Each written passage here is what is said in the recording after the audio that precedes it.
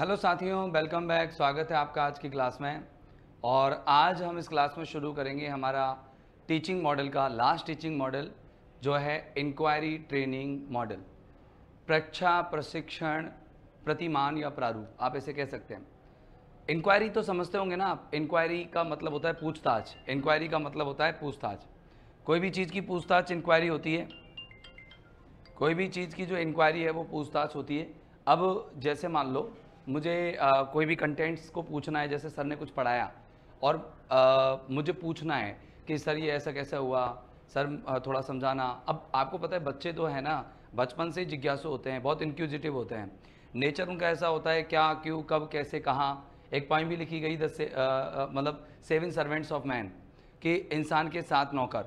तो उनमें यह है कि भाई क्वेश्चंस होते हैं बच्चे के पास, हर बच्चे के पास, क्या, क्यों, कब, कैसे, कहाँ। बस वो उनसे पूछता रहता है और जानकारी लेता रहता है, और उसी से वो क्या है, शिक्षण करता रहता है, उसी से वो अधिगम करता रहता है। दरअसल आपको पता हो कि इंक्वायरी ट्रेनिंग मॉडल के अंदर जब बच्चा पूछता है ना क्वेश्चन, तो उसका जो तरीका है ना वो रैंडम होता है। कभी भी कोई भी क्वेश्चन पूछ लेता है ना। तो प्रॉब्लम सॉल्विंग में, यानी किसी भी समस्या को हल करने के लिए क्वेश्चनेयर के माध्यम से उस समस्या को निराकरण करना, उसके कंक्लूजन तक पहुंचने के लिए टीचर एक ऐसी ट्रेनिंग देता है उस बच्चे को, जिसके माध्यम से, वो ट्रेनिंग के माध्यम से बच्चा एक सिस्टमेटिक तरीके से क्वेश्चन पूछ सके, उनको मतलब इन्वेस्टिगेशन कर सके टॉपिक का। तो वही है इंक्वायरी ट्रेनिंग मॉडल, जिसको हम कहते हैं पूछताछ, प्रशिक्षण, प्रारूप या प्रतिमान। दरअसल इस प्रतिमान को अगर हम देखें तो इसमें कुछ चीज़ें होती है। जैसे देखो, इसमें आपको अगर ये इमेज के माध्यम से आपको समझने की कोशिश करोगे तो मिलेगा। सबसे पहली बात कि हर लर्नर के अंदर एक जिज्ञासा होती है, क्यूरियोसिटी होती है, और कहीं ना कहीं उसको इंटरेस्ट होता है कि वो भरपूर प्रश्नों को पूछे। तो सबसे पहले वो क्वेश्चन करता है, फिर वो प्रेडिक्ट करता है, अनुमान लगाता है, ठीक है ना। अब क्वेश्चन करके पूछता है कि यार अब इसका क्या होने वाला है, क्या नहीं होगा, कुछ होगा कि नहीं होगा। तो ऐसे वो एक भविष्य के बारे में, प्लानिंग के बारे भविष्य के बारे में प्रश्न पूछता है। प्रश्न पूछने के बाद वो प्लानिंग करता है, मतलब कि कौन से मेथड, किस तरह की इंफॉर्मेशन मुझे चाहिए, और टीचर किस तरह की मेथड को यूज करके उसको इंफॉर्मेशन प्रोवाइड कराएगा। फिर बच्चा उसकी खोजबीन करता है, ऑब्जर्व करता है ऑब्जेक्ट्स को, प्लेसेस को, खोजबीन करता है, सारी चीज़ों को इन्वेस्टिगेशन करता है, हाइपोथेसिस क्रिएट करता है। फिर वो रिकॉर्ड मेंटेन करता है, फिर वो एनालिसिस करता है, फाइनली वो उसको अपनी लर्निंग से कनेक्ट करके और उसको सीख जाता है। तो ये एक प्रॉपर सा, एक नॉर्मल, एक डायग्राम सा है, जिसको आप ना भी पढ़ो तो कोई दिक्कत नहीं है, क्योंकि अपन के पार्ट नहीं है ये। दरअसल ये मॉडल है, ये मॉडल है 1962 के अंदर जे रिचर्ड सचमैन ने दिया था। किसने दिया था? जे रिचर्ड सचमैन। पूरे गूगल पर इसकी एक दो फोटोज़ हैं, ज़्यादा फोटो नहीं है, पता नहीं इन्होंने दी नहीं है, भेजी नहीं है, बनाई नहीं। अच्छा, तो ये ITM इसको शॉर्ट में कह देते हैं अपन, inquiry, INQUIRY, inquiry training model, ठीक है ना। ये इंफॉर्मेटिव प्रोसेसिंग या इंफॉर्मेशन प्रोसेसिंग मॉडल का ही भाग है, ठीक है ना, मॉडल। और इस भाग में, या इसका जो डेवलप है, इसको डेवलप किया गया DEVELOPED, developed by J Richard RICHARD, J Richard Suchman ने। ये आपसे पूछा जा सकता है नाम, तो ये याद रखना कि कौन सा जो मॉडल है वो डेवलप किया था। ये जेरोम ब्रूनर भी याद रखने हैं आपको, एक आपको ये भी याद रखने हैं, ठीक है ना। आपने जितने भी पढ़े हैं, मिलर भी याद रखने हैं आपको। तो कौन ने किस किस तरह के मॉडल दिए, ये आपको प्रॉपरली आपको दिमाग में रखने हैं। ये इन्होंने 1962 के अंदर ये मॉडल को डेवलप किया था। इन्होंने कहा था कि जो लर्नर है वो इन्वेस्टिगेशन के माध्यम से, खोजबीन के माध्यम से, इन्वेस्टिगेशन और क्वेश्चनेयर्स के माध्यम से वो क्या करता है, लर्निंग करता है। तो लर्नर्स जो होते हैं, अधिगम करने वाले वो होते हैं। लर्नर्स जो होता है वो क्या करता है, इन्वेस्टिगेशन करता है, खोजबीन करता है चीज़ों की, और इन्वेस्टिगेशन और फाइंड आउट, या फिर ऐसे कहते हैं कि इंक्वायरी, इन्वेस्टिगेशन या क्वेश्चनेयर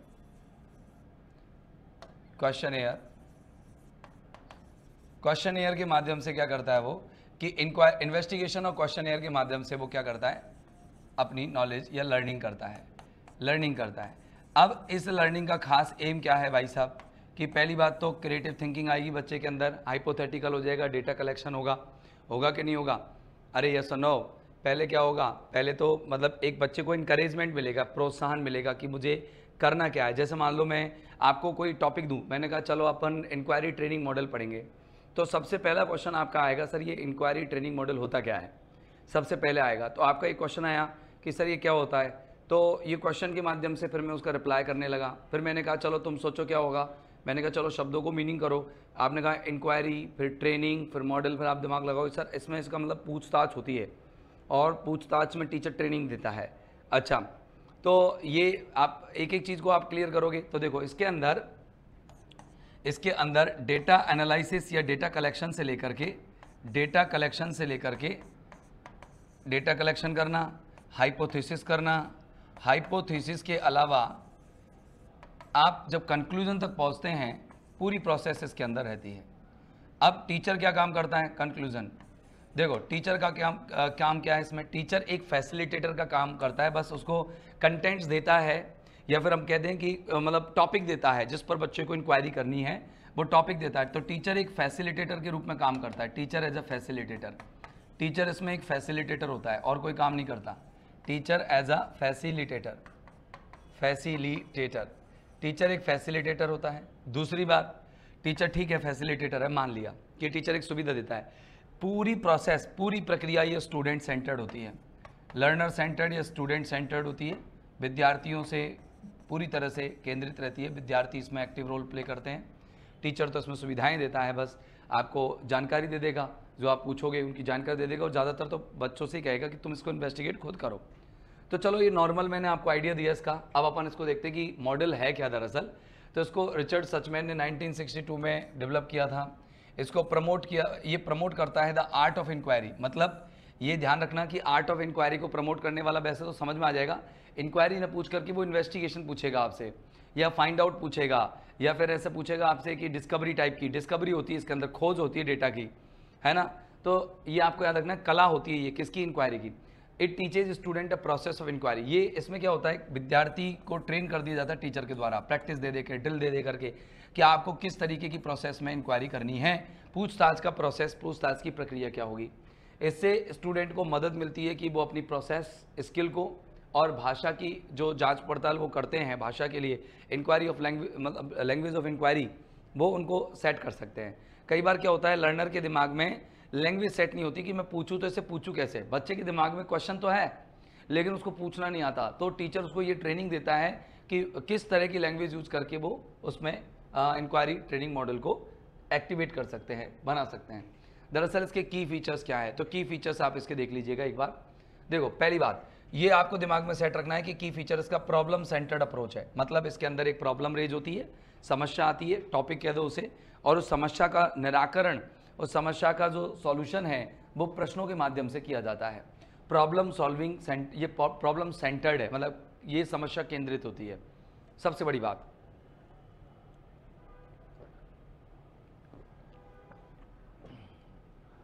जैसे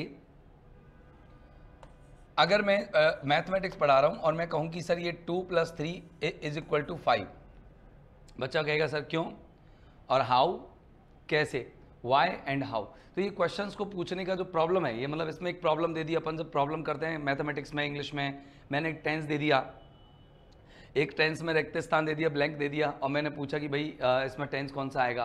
तो मतलब बच्चे उस पर ये सेंटेंस में, या फिर सेंटेंस अपन ने दे दिया तो सेंटेंस में मैंने कहा कि बेटा इसमें आप पता इन्वेस्टिगेट करो, पता लगाओ कि मतलब एक्चुअल फॉर्म पता लगाओ। तो प्रॉब्लम होती है बच्चों को, तो बच्चों को मैंने प्रॉब्लम शीट में अवेलेबल कराई या फिर बोर्ड पे अवेलेबल कराई। बच्चा पूछेगा सर ये सेंटेंस है, हाँ सर ये कौन से टेंस का है ज़रा बताना। तो मैंने कहा चलो आप ही बताओ इसमें कौन से टेंस का, कैसे पता लगाओगे आप। तो वो बच्चा खुद ही इंक्वायर करेगा, इंक्वायरी करके फिर अपनी जिज्ञासा को खुद ही शांत करेगा। स्टूडेंट इंक्वायरी सेंट्रल, इसमें स्टूडेंट की इंक्वायरी सेंट्रल होती है, टीचर तो एक फैसिलिटेटर होता है, ये आ गया है ना। ये एक साइंटिफिक थिंकिंग, मतलब एक प्रॉपर ऑर्डर थिंकिंग को क्या करता है, प्रॉपर ऑर्डर थिंकिंग को डेवलप करता है, या प्रॉपर ऑर्डर थिंकिंग को साइंटिफिक थिंकिंग कहते हैं उसे। कैसे कि सबसे पहले वो क्वेश्चन करेगा, फिर क्वेश्चन करने के बाद वो प्रेडिक्शन करेगा क्या होने वाला है, फिर प्लान करेगा, फिर प्लान करके सारी मतलब प्लान करके हाइपोथेसिस क्रिएट करेगा, हाइपोथेसिस क्रिएट करके फिर वो अपनी प्रोसेसिंग में लाएगा। तो ऐसे कंप्लीट एक स्ट्रक्चर होता है। Use of structured phases use होते हैं इसके अंदर, 5 फेजेज यूज होते हैं, वो अपन पढ़ेंगे कौन कौन से फेजेज यूज होते हैं, स्ट्रक्चर्ड फेजेज यूज होते हैं। लॉजिकल रीजनिंग यानी तार्किक तर्क जो होते हैं उनको ये इनकरेज करता है। जो तर्क संगत क्वेश्चन होंगे वही टीचर उसमें कहेगा कि ये अप्रूव्ड हैं और ये रिजेक्टेड हैं, ये क्वेश्चन सही नहीं है, ये अप्रूव्ड हैं। तो एक तार्किक थिंकिंग को विकसित करता है, क्रिएटिविटी दिमाग में बच्चे को पैदा कर देता है। तो देखो प्रमोट करता है क्यूरियोसिटी और क्रिएटिविटी, ये सिंपल से इसके फीचर्स हैं। फोकस करता है प्रोसेस ओवर कंटेंट, वो कहता है कि कंटेंट से ज़्यादा ज़रूरी है आपका क्या होना चाहिए, आपका प्रोसेस ज़्यादा इंपॉर्टेंट है बजाय कंटेंट्स के, कि कंटेंट आपको कैसा भी मिल जाए। अगर आपकी कंटेंट को ग्रेस्प करने की प्रोसेस अच्छी है, अगर आप उसके अंदर खोजबीन की प्रोसेस अच्छी है, अगर डिस्कवरी की प्रोसेस अच्छी है, तो आप उस कंटेंट को बहुत बेहतर बना सकते हो।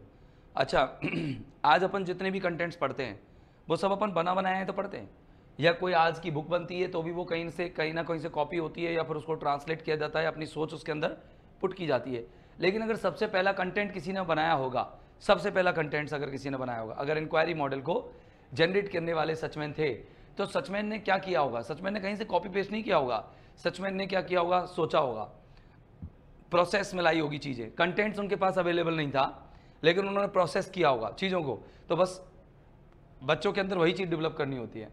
Development on independent learning skill, ये कंप्लीटली इंडिपेंडेंट लर्निंग स्किल होता है। मतलब बच्चे टीचर पर डिपेंडेंट नहीं होते, वो क्वेश्चन करते हैं, आंसर्स ढूंढते हैं और इसी तरीके से इन्वेस्टिगेट करते करते। अब जैसे पुलिस वाला है अब आप देखो पुलिस वाले का सिस्टम देखो, खून हो गया, राइट, खून हो गया, प्रॉब्लम आ गई। अब प्रॉब्लम आ गई, खून हो गया, अब पुलिस वाला क्या करेगा? पहले तो इन्वेस्टिगेट करेगा कि खून किसका हुआ है, पहले तो उस आदमी के बारे में जानेगा कंप्लीट। अब वो खुद ही खोजेगा, खुद ही जानेगा, खुद ही सॉल्यूशन निकालेगा, फिर वो फिंगरप्रिंट्स लेगा, मेडिकल चेकअप करवाएगा, उसका क्या पोस्टमार्टम करवाएगा, जो भी है। फिर वो बहुत अजीबोगरीब प्रोसेस से होकर निकलता है, उसके जानकार, फ़ोन वगैरह सब चीज़ देखता है वो। तो उसके ट्रैक रिकॉर्ड्स के माध्यम से वो असली मुजरिम तक पहुंचता है, असली क्रिमिनल तक पहुंचता है। तो एक पुलिस के वाले की तरह, एक डिटेक्टिव की तरह, एक जासूस की तरह एक लर्नर हो जाता है यहाँ पर।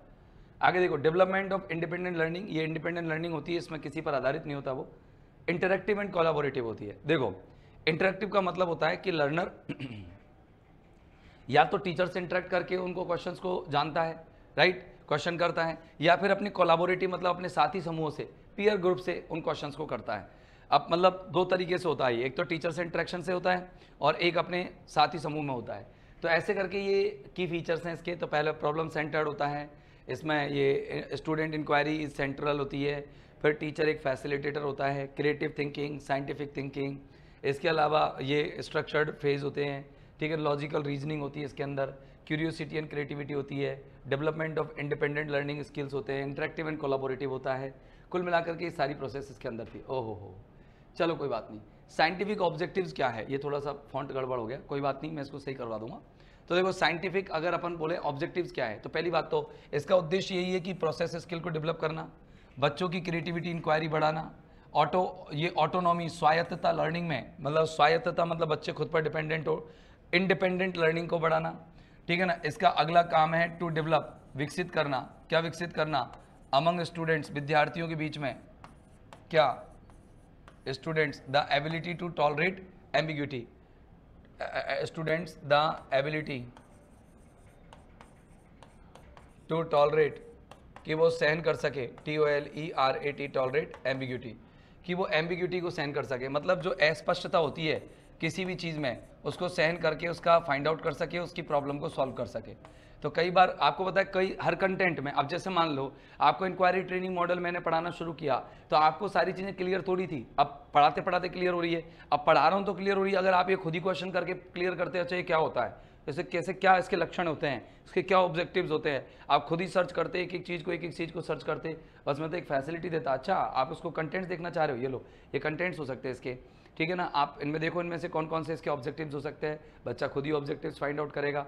अच्छा किन फेजेज में इसका सिंटेक्स क्या होगा, चलो इसका जो फॉर्मेशन है उसकी स्ट्रक्चर क्या होगी, तो स्ट्रक्चर अपन 5 फेजेस देखेंगे। अच्छा ये डेटा कलेक्शन क्या होता होगा, अच्छा ये क्या होता होगा, तो सारी चीज़ों का इन्वेस्टिगेशन। तो कहने का मतलब एम्बिग्यूटी को सहन करने की बच्चों के अंदर क्षमता होनी चाहिए, इसको डेवलप करने का काम भी इसका क्या है, स्पेसिफिक ऑब्जेक्टिव में है।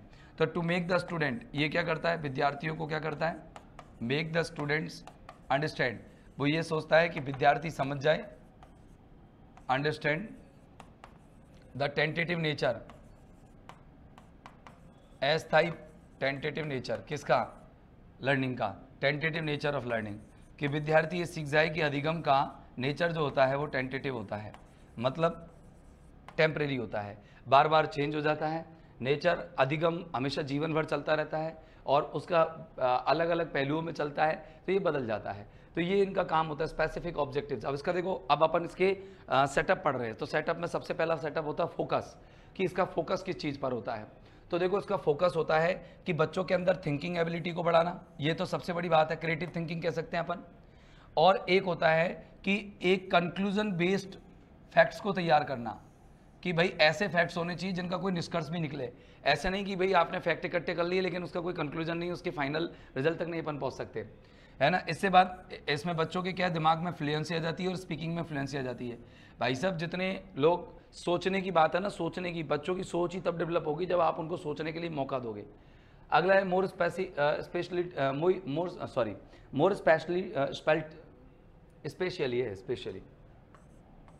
Specially to impart training of inquiry skills. सबसे बड़ी बात है कि अपन इसमें प्रदान करना चाहते हैं इंक्वायरी स्किल की ट्रेनिंग, है ना, प्रदान करना, इम्पार्ट हो तो प्रदान करना।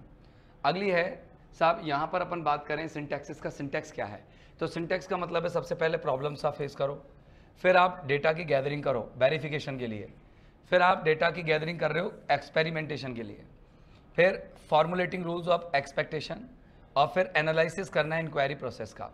तो देखो रूल्स, पहली बात देखो, मान लो कि मैंने आपको टेंस पढ़ाने हैं, लेकिन टेंस पढ़ाने से पहले मैं आपसे टेंस पूछना चाहता हूँ, एक सेंटेंस दे दिया, this is problem, sentence is a problem. अब मैंने सेंटेंस में मतलब बच्चों से कहा कि बच्चों इसमें इन्वेस्टिगेशन करना है, कंप्लीट जानकारी लेनी है कि मतलब ये कौन कौन सी चीज़ें हैं। तो बच्चे स्टार्ट करेंगे, sir this is noun, this is the subject, this is helping verb, this is main verb and this is object and other things, है ना। बच्चे एक एक चीज़ को इंक्वायरी कर रहे हैं, तो फिर डेटा गैदर कर रहे हैं वेरिफिकेशन के लिए। अब जैसे वेरिफिकेशन मतलब कि इज इट ए सेंटेंस और नॉट, तो पहले देखेंगे कि वर्ड अरेंजमेंट में हैं, क्वेश्चन सेटअप में हैं, मतलब सारे शब्द व्यवस्थित हैं, अर्थपूर्ण हैं, फुल स्टॉप से एंड है, दैट्स कॉल्ड सेंटेंस। फिर एक्सपेरिमेंटेशन करेंगे, अच्छा प्रयोग करेंगे इस पर कि ये कैसे कैसे अरेंज हुए। सबसे पहले सब्जेक्ट ही क्यों आया, फिर इधर हेल्पिंग वर्ब क्यों लगाई, फिर इधर मेन वर्ब में आईएनजी क्यों लगाई, ऐसे फिर इन्वेस्टिगेशन करेंगे। फिर रूल्स बनाएंगे कि अगर मान लो इस तरह का कोई टाइम वर्ड आया हो या ऑलवेज आया हो या नाउ आ रहा है, तो नाउ आ रहा है तो उसमें कंटिन्यूस टेंस आएगा, ऐसे कोई रूल बना लेंगे। फिर वो इंक्वायरी प्रोसीजर को एनालिसिस करेंगे कि जो हमने किया है वो कंक्लूजन सही पहुँचे हैं हम या नहीं पहुँचे हैं। फिर वो टीचर के साथ शेयर करेंगे या अपने विद्यार्थी साथियों के साथ शेयर करेंगे और फिर चीज़ें क्लियर हो जाएंगी। अब जैसे पुलिस वाले का मामला देख लो, ए मर्डर हो गया, फिर वो वेरिफिकेशन करेगा, ये मर्डर में वेरिफिकेशन कर रहा है कि ये सही है कि नहीं है, मर्डर हुआ ही है कि नहीं है, ये कहीं सुसाइड तो नहीं है, कहीं मर्डर ही है कि नहीं है। फिर वो बाद में एक्सपेरिमेंट करेगा, उस पर प्रयोग करेगा, उसके पोस्टमार्टम वगैरह करवाएगा, फिर बाद में रूल जनरेट करेगा कि अच्छा इसका मर्डर कैसे हुआ होगा। फिर फाइनली उसका एनालिसिस पर पहुंच जाएगा कि अच्छा इस बंदे ने इनका मर्डर में हाथ हो सकता है, चलो अब इनसे पूछताछ करते हैं। अगला देखना, फेज़ 1 की बात करें तो सबसे पहला फेज जो है वो आप आ रहा है एनकाउंटर द प्रॉब्लम, यानी कि face the problem, problem face करेगा बच्चा, फेस द प्रॉब्लम। सबसे पहले बच्चे को प्रॉब्लम फेस करनी पड़ेगी। अब इसका उद्देश्य क्या है कि पहले तो इंट्रोड्यूस करना होता है स्टूडेंट को कि एक पजल और एक अनफैमिलियर सिचुएशन से आप क्या करो, उसको इंट्रोड्यूस करा दो।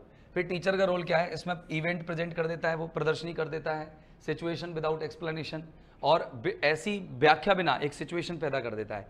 सेंटेंस दे दिया, मैंने कहा सेंटेंस दे दिया, मान लो मुझे आपको क्वेश्चन टैग पढ़ाना है, राइट, मैं क्वेश्चन टैग पढ़ाना है तो मैं सिर्फ एक क्वेश्चन टैग लिख दूंगा।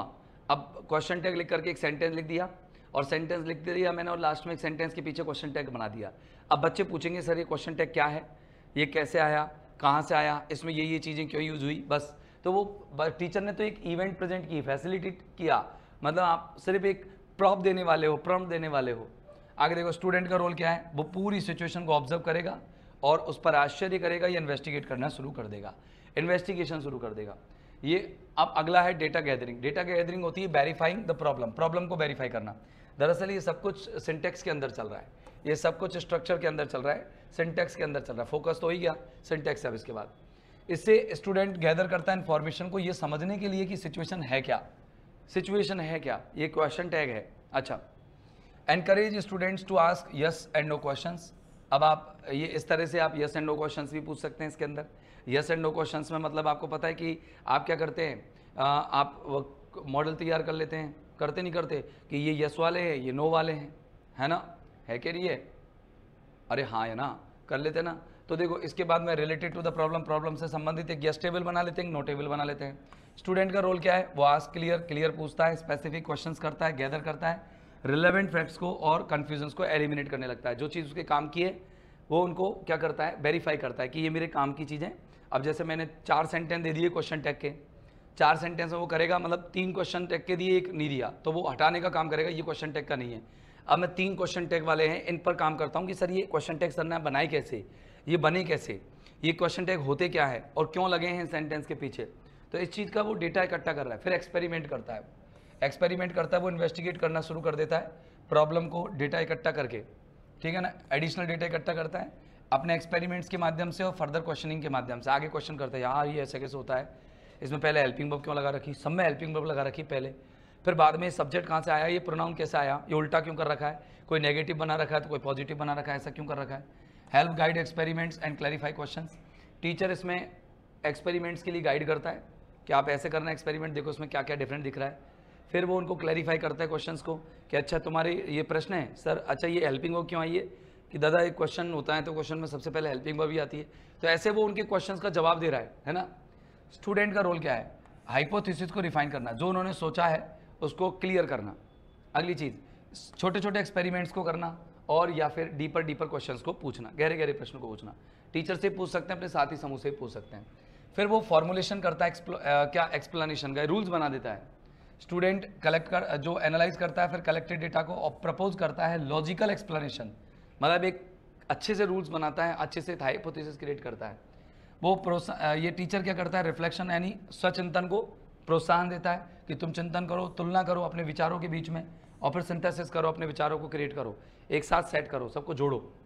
वो सब साथ ही collaboratively from theories and explanations and test them against evidence, वो टेस्ट भी करते हैं।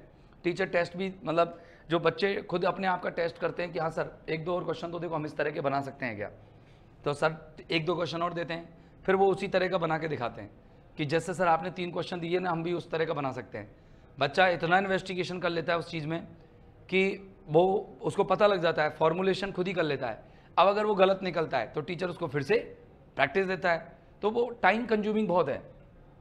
ये आगे देखो, वो एनालिसिस करता है, reflect on the inquiry process, जो उसने इंक्वायरी की है, मतलब जो प्रक्रिया उसने अपनाई थी जांच पड़ताल में, उसको वो क्या करता है, रिफ्लेक्ट करता है, पुनः सोचता है itself and improve inquiry skills, और ये इंक्वायरी स्किल्स को इम्प्रूव कर देता है। देखो इसमें डिस्कशंस को लीड करने का काम होता है कि इंक्वायरी कैसे कंडक्ट की गई। टीचर खुद ही पूछता है, तुमको कैसे पता लगा यार कि क्वेश्चन टैग का फॉर्मेशन ही ऐसा होगा, तुमको कैसे पता लगा कि सर हमने तो देख लिया हेल्पिंग वर्ब पहले आ रही थी, बाद में सब्जेक्ट आ रहा था और हमने देख लिया अच्छा ऐसे आएगा, सेंटेंस पॉजिटिव था इसलिए आपने क्वेश्चन टैग नेगेटिव बनाया, अगर सेंटेंस नेगेटिव होगा तो क्वेश्चन टैग आप पॉजिटिव बना दोगे। ये आपने बच्चों ने खुद ने ही इंक्वायरी कर करके ये पता लगाया। एवेलुएट दियर क्वेश्चनिंग, वो उनकी क्वेश्चनिंग को एवेलुएट करता है, कौन, स्टूडेंट, टेक्निक्स को, अपनी कौन सी टेक्निक अपना लॉजिक को और लर्निंग स्ट्रेटजीज को एवेलुएट करते हैं। आप एक बार उसको गो थ्रू करोगे तो समझ में आएगा बहुत बढ़िया से। फिर सोशल सिस्टम, सामाजिक प्रणाली, इसके अंदर क्या होता है, ये प्रिपरेटरी फेज होता है जिसमें टीचर डिजाइन करता है, सिलेक्ट करता है, पजलिंग सिचुएशंस को प्रॉब्लम प्रेजेंट करने का काम तो टीचर ही करेगा। इसके बाद रेस्ट ऑफ द फेजेस, जो बाकी के फेजेस होते हैं उसमें स्टूडेंट और टीचर प्ले करते हैं इंपॉर्टेंट रोल को, ठीक है ना। स्टूडेंट लर्न करता है प्रिंसिपल ऑफ इंक्वायरी को और टीचर उसे गाइड करता है बार बार। यूजेज द रिसोर्सेज, संसाधनों को यूज करता है बच्चा, मटेरियल्स को यूज करता है, परफॉर्म करता है एक्सपेरिमेंट को और कंडक्ट करता है डिस्कशंस को, ठीक है ना। मतलब ये टीचर का भी काम है, दोनों का ही काम है। एंड ओपन क्लासरूम एनवायरनमेंट होता है, पूरा ओपन क्लासरूम होता है, बच्चे खुद डिस्कशन करके काम कराते हैं। फिर रिएक्शन देखो इसमें क्या होता है, इसमें 2 तरह का कंटेंट टेबल बनता है कि questions are phrased in such a way as to elicit yes and no response. Yes and no, पहले तो बताओ, क्वेश्चन टैग के सारे सवाल दे दिए, 2-4 सवाल बीच में घुसा दिए, तो क्वेश्चन टैग अलग हो गए और नो वाले अलग हो गए। यस एंड नो होता है, पहले कैटेगराइजेशन होता है, कहने का मतलब श्रेणीकरण होता है कि जो प्रॉब्लम्स हैं वो एक जैसी प्रॉब्लम्स एक साथ रखी जाती है और दूसरी प्रॉब्लम्स को हटा दिया जाता है, जो उसकी प्रॉब्लम नहीं है, वो जो सेम नहीं है तो स्पेसिफिक बना दिया जाता है इसमें। फिर पीपल से कहा जाता है कि वो अपने क्वेश्चंस के साथ उन प्रॉब्लम्स को स्पेसिफिक करे। फिर वो टीचर डायरेक्ट करता है स्टूडेंट को कि वो इंक्वायरी करें टुवर्ड्स ऑब्जेक्ट, इवेंट, कंडीशन और प्रॉपर क्वेश्चंस। भाई जो उन्होंने ऑब्जेक्ट दिए हैं जो उन्होंने मटेरियल दिया, जो प्रॉब्लम दी है उस पर वो क्वेश्चंस करें। Provide support for generalisation, generalisation के लिए सपोर्ट भी वो टीचर ही देता है उनको। Ask the peoples to rephrase the invalid questions, और वो विद्यार्थियों से कहता है कि ऐसे करो कि जो हमने गलत क्वेश्चंस दिए हैं, जो हमने प्रॉब्लम्स गलत दिए हैं, या आपने जो प्रॉब्लम्स गलत दिए हैं, आपने जो क्वेश्चंस गलत किए उनको दोबारा से सही तरीके से क्रिएट करो। तो बच्चा खुद ही क्वेश्चंस को क्रिएट करता है दोबारा से। फिर फ्री इंटेलेक्चुअल एनवायरनमेंट देता है जिसमें किसी प्रकार का एवेल्युएशन नहीं होता स्टूडेंट के क्वेश्चंस का, बस अगर वो गलत तरीके से पूछा गया है तो रीशेपिंग करवा देता है टीचर, रिव्यू करवाता है क्वेश्चंस को एंड रिस्पॉन्स को, to help the students to keep track of the process, जिससे कि वो अपनी प्रोसेस को अच्छे से मेंटेन कर सके। अगला है इंक्वायरी ट्रेनिंग मॉडल में सपोर्ट सिस्टम में क्या क्या होता है। सपोर्ट सिस्टम में क्या होता है, डिस्क्रिपेंट इवेंट होती है, पजलिंग सिचुएशंस होती हैं, ऐसी टूटी फूटी सी घटनाएं होती हैं और पजलिंग सिचुएशंस होती हैं, तो बच्चा खुद उनको सेट करता है सारी चीज़ों को, ठीक है। रिसोर्स मटेरियल होते हैं नीडेड फॉर द प्रॉब्लम, जो प्रॉब्लम के लिए ज़रूरी होते हैं। टीचिंग एड्स दे सकता है teacher intellectual knowledge about inquiry strategies, teacher की भी खुद की इंटेलेक्चुअल नॉलेज होनी चाहिए, जो बच्चे क्वेश्चन पूछ रहे हैं उनको समझना भी आना चाहिए उसको, ठीक है ना। तो ये उसका क्या हो गया, ये सपोर्ट सिस्टम हो गया, टीचर की तरफ से क्या सपोर्ट रहेगा। इंक्वायरी ट्रेनिंग मॉडल के एडवांटेजेस क्या क्या हैं, तो देखो पहली बात तो एक्टिव लर्निंग होगी, ये तो सभी समझ सकते हैं क्योंकि विद्यार्थी इन्वॉल्व हो रहा है, तो एक्टिव लर्निंग होगी। साइंटिफिक थिंकिंग होगी, क्योंकि जब बच्चा क्वेश्चनिंग करेगा, हाइपोथेसिस करेगा, डेटा कलेक्ट करेगा, एनालिसिस करेगा, फिर बाद में उनको कंक्लूजन तक लेके जाएगा, तो क्रिटिकल थिंकिंग तो बच्चे के अंदर डेवलप होनी है। इसके बाद क्रिएटिव थिंकिंग आएगी, क्योंकि वो प्रॉब्लम सॉल्व खुद ही करता है, खुद ही हाइपोथेसिस क्रिएट करता है, खुद ही रूल्स का फॉर्मुलेशन करता है। जब बच्चा खुद नियम बनाएगा तो बताओ क्रिएटिव थिंकिंग हुई कि नहीं हुई, है ना। आगे देखो, इसके बाद फोस्टर्स क्यूरियोसिटी एंड मोटिवेशन। अब बच्चे को आप प्रॉब्लम सॉल्व करने के लिए दे दोगे तो बच्चा खुद ही प्रॉब्लम सॉल्व करेगा। आज जितनी भी साइंटिफिक डिस्कवरीज हैं उनमें सबसे ज़्यादा इंटरेस्ट रहता है लोगों के, लिटरेचर में या लैंग्वेज में इंटरेस्ट नहीं रह पाता, क्योंकि हम इस मेथड को यूज़ नहीं कर पाते, बच्चों से इंक्वायरी नहीं कर पाते, हम तो रूल लिखाते हैं और सीधे ले एग्जाम्पल लिख कर इसका आंसर क्या होगा आगे, क्योंकि उसमें टाइम लगता है। अब इतना टाइम नहीं होता हमारे पास तो देखो एग्ज़ाम भी ऐसे कंडक्ट कराई जाती हैं कि आज नोटिफिकेशन जारी हुआ, 3 दिन बाद में फॉर्म भरा हुआ जाएंगे, 2 महीने बाद में एग्ज़ाम ले लेगा, और सिलेबस इतना बड़ा कि 1 साल में कवर अप ना हो।